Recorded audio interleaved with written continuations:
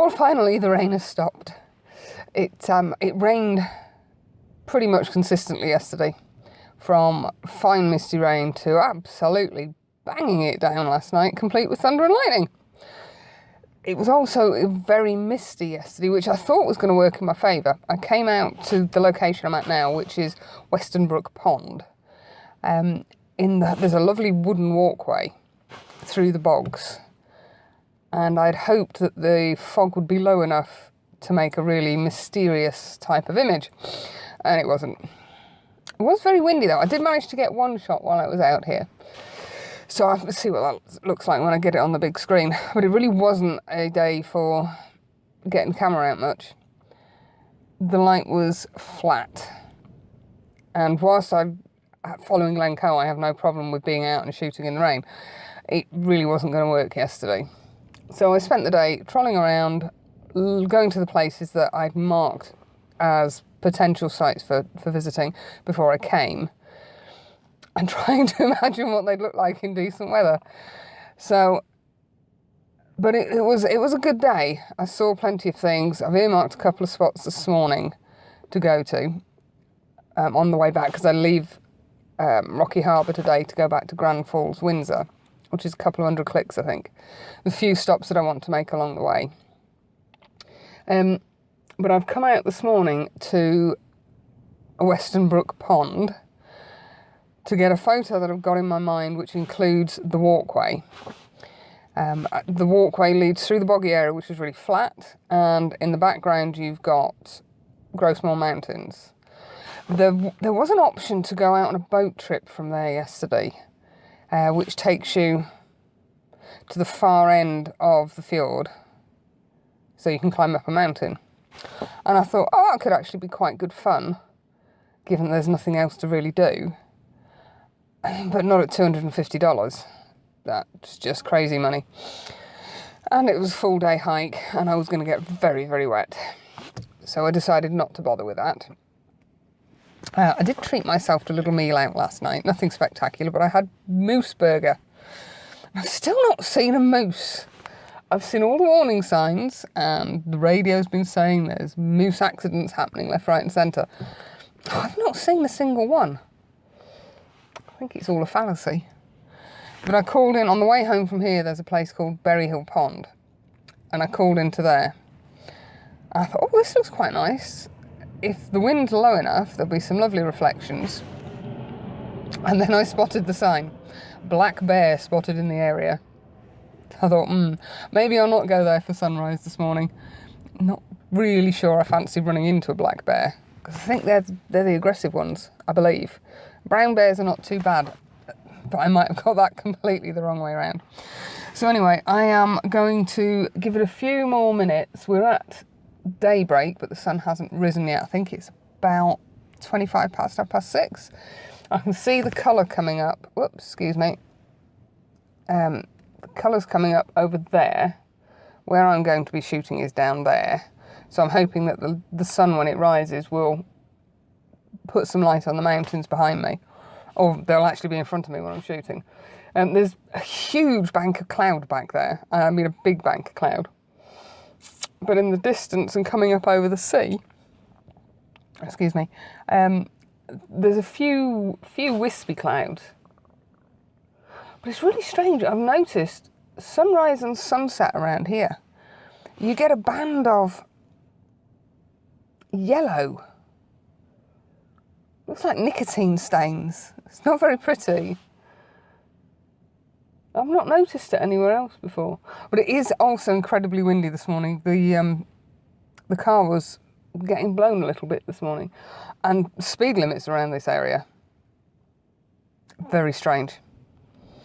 The Transcanada highway, for the most part, that I was on was 100 clicks an hour maximum. Some places it dropped down to 90. So I'm sat cruising at 100 clicks, and I'm getting blown into the weeds by bloody 10-ton bull-nosed trucks. Coming along here, it's this is the 430 route back down to Rocky Harbour. A lot of it's undergoing construction work, they're resurfacing, and for the most part there's a 50 clicks speed limit. So I'm trundling along trying to behave myself and sit at 50. I'm getting blown into the weeds again. I'm thinking, are they optional extras over here, speed limits? I mean, I know most people bend the speed limit a little bit, and but they're going past me like I'm stood still, and I'm thinking this is very strange. However, there's a big thing on the radio about it being due to the lack of police officers on the road, and in fairness, I have seen one police officer on the road since I arrived on Sunday, and he was going in the opposite direction with his lights on.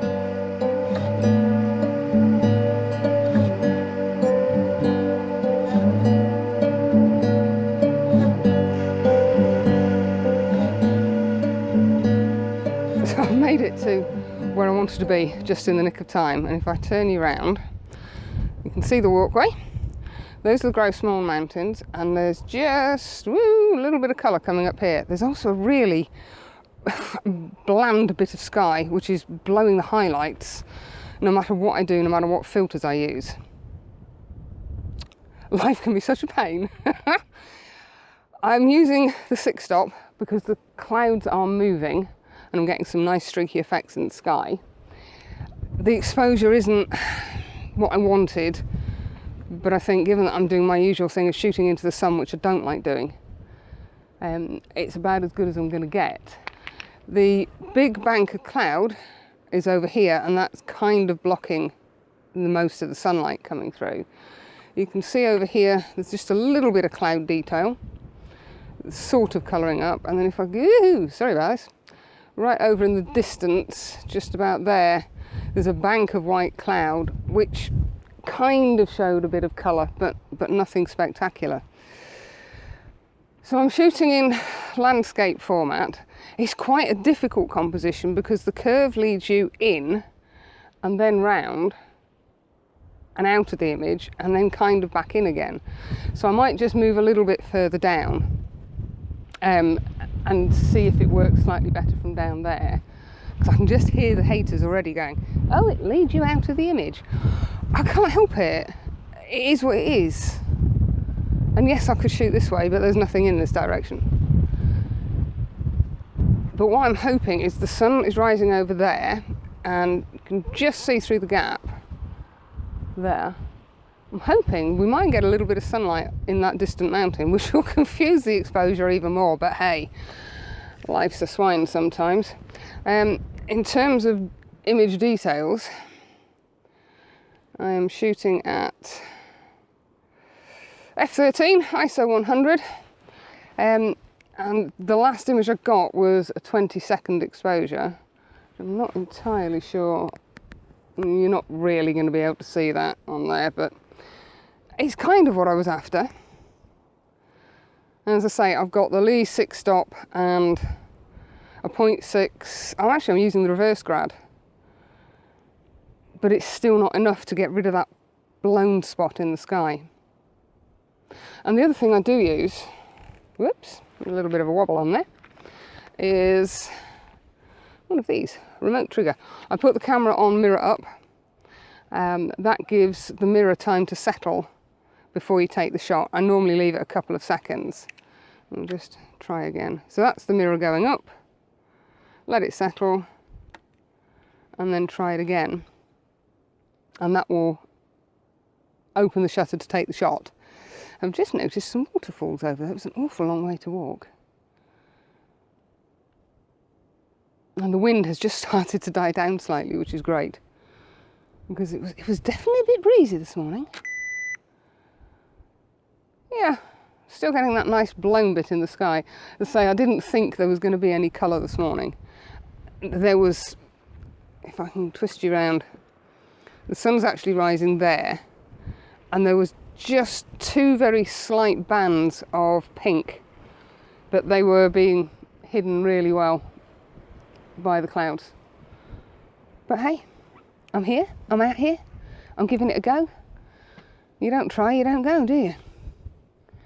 And I've got at least 3 stops to make on the way home, or on the way back to Rocky Harbour, so I'm not going to stay here for too long.